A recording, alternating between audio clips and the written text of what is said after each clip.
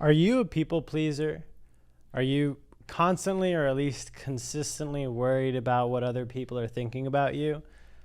Are you sitting there and wondering, is that really a bad thing? Well, good or bad, kind of hard to tell, because being interested in what others or caring about what others are going to think of you and being worried about pleasing other people isn't necessarily a bad thing.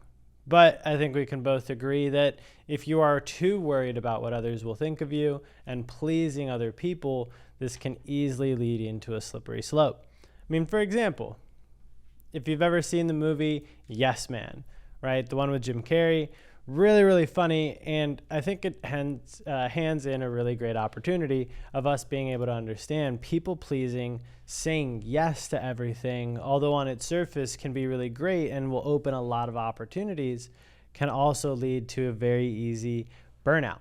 Because if we're just worried about how everyone else is feeling, at what point are we worried, or are you worried about how you are feeling and taking care of yourself and making sure that you are at least pleasing the main person, which is you? And so are you focused on not just people pleasing others, but people pleasing yourself? And it's a very common thing, and we label this more formally as the imposter syndrome. And so in today's Gen Ed class, we're going to be going through understanding your imposter syndrome, and with that, finding out, are you a people pleaser? Welcome to today's class.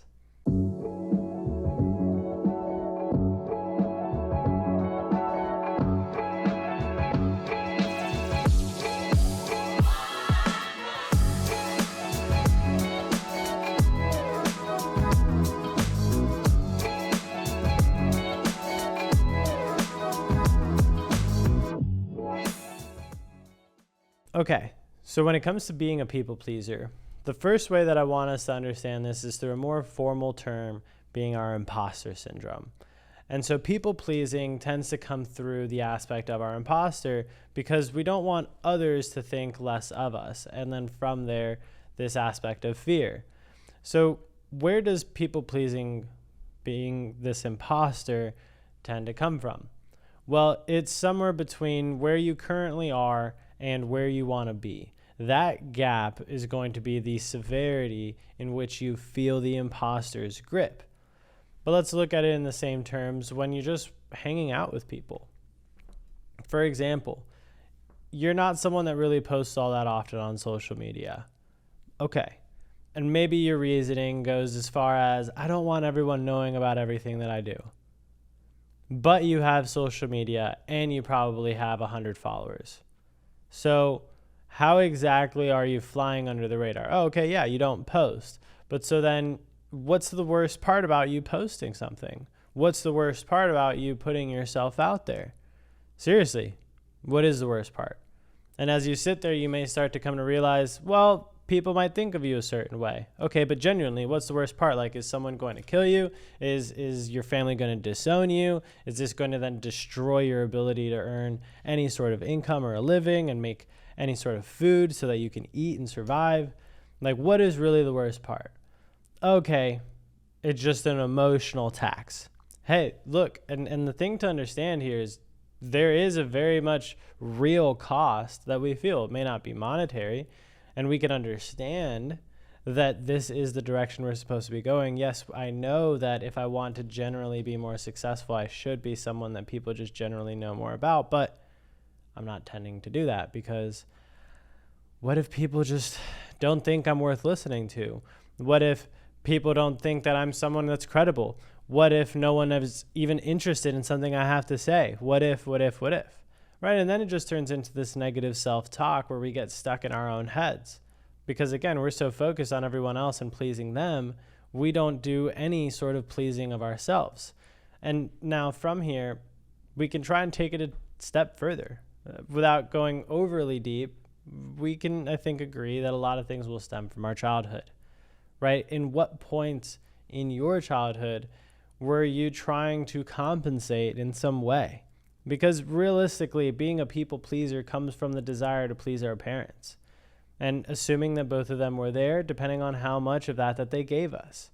And so from there, if you have, for example, a lot of times the entitled type of people that happen to get everything that they wanted, right? That they were the ones being constantly pleased. And so it almost has a sort of reverse psychology pleasing sense to be this rebel and to go against the grain because they know they get so much of it, and then with that take advantage of it.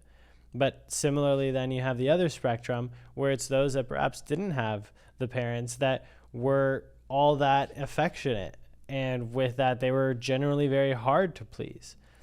That can then lead to this consistent syndrome of wanting to be good enough for someone else.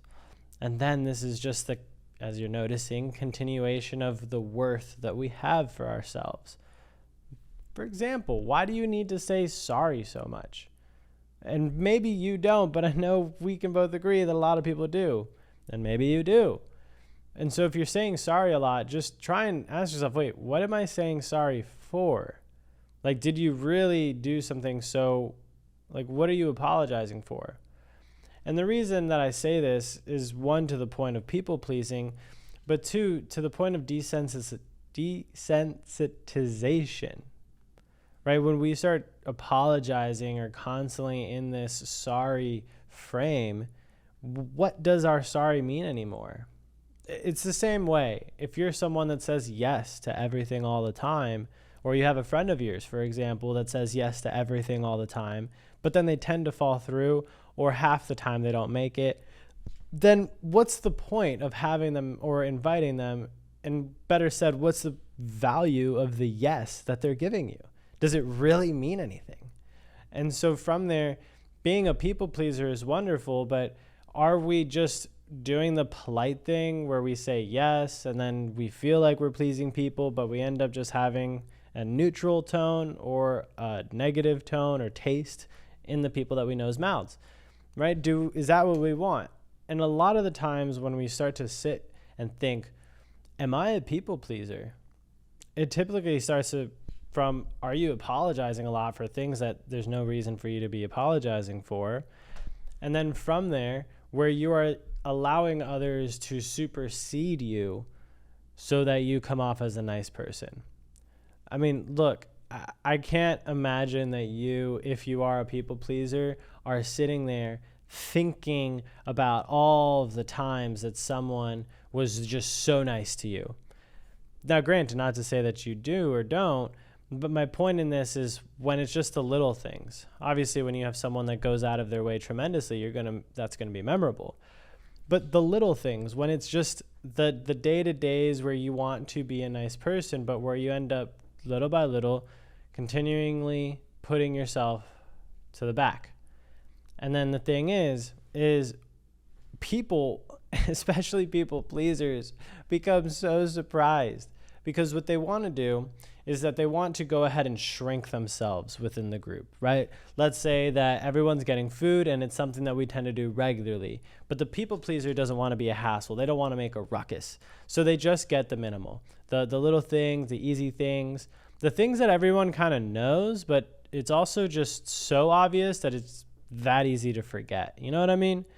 And because of this, then these scenarios start to come in where they've shrunk so much within that group, within that community, that people forget they're there, forget to invite them, forget to offer them things or order things on their behalf because they're not making any attention for themselves.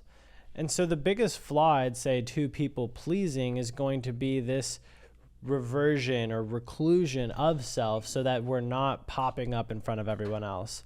Because the reality is people pleasing does come from a very important place.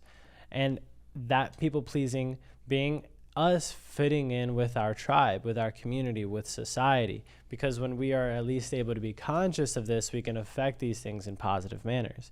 So people pleasing isn't necessarily bad in its main sense, but of course, just like anything, you take too many supplements, too many nutrients and too many vitamins. That's what it is. If you take too many vitamins, that's going to cause toxicity within your blood and your supply.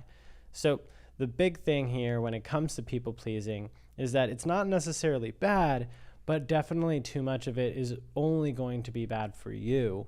because no one else is going to remember enough of it to really matter all that much. And you're going to be the one holding the emotional baggage that you get to then pack as you continually fill the bottle until you eventually let it blow because you continue to people please.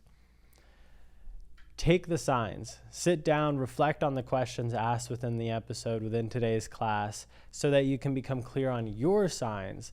And when you see them, point out the red flag and then divert course, right? Detour around the construction if you can, because there's going to be some deconstructing for you to do, and then with that, a reconstruction.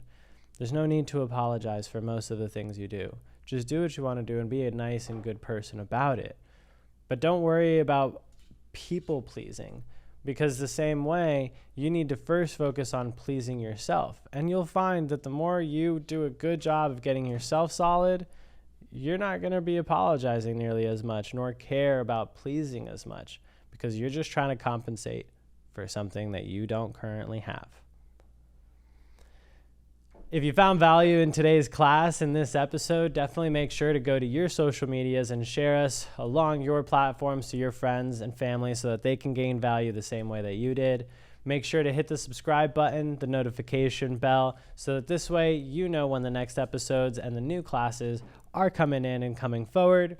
And of course, I'm going to leave you and see you in the next class, in the next episode. So I hope you have a great one. Good night and good day and all the extra words.